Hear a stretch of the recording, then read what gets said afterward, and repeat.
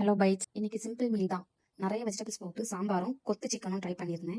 So சாம்பாருக்கு as பருப்பை வந்து வேக வச்சுட்டு காய்கறியை கட் பண்ணி வதக்கி தான் செய்ய போகிறேன். அரிசி ஒரு அடுப்பில், பருப்பு ஒரு அடுப்பில் வச்சாச்சு.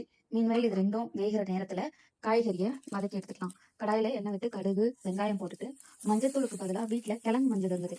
ஸோ அதையும் பூண்டையும் ஒன்றா தட்டி போட்டு எடுத்து வெங்காயத்தோட வதக்கிட்டு தக்காளி நீள்வாக்கில் கட் பண்ணி அதையும் போட்டு நான் 70% வதக்கி எடுத்துட்டேன்.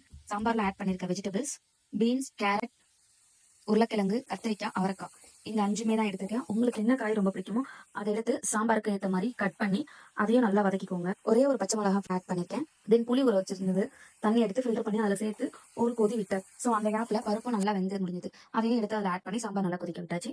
கொத்து சிக்கனுக்கு ஒரு பேனில் எண்ணெய், ரொம்ப எண்ணெய் சேர்க்காம கொஞ்சமாக எண்ணெய், ஒரு 30 to 40 ml அந்த அளவுக்கு ஆட் பண்ணிட்டு சிக்கன் 65க்கு மேரினேட் பண்ணுற மாதிரி 65 பண்ணுற மாதிரி எல்லாத்தையும் பேஸ்ட் பண்ணியாச்சு.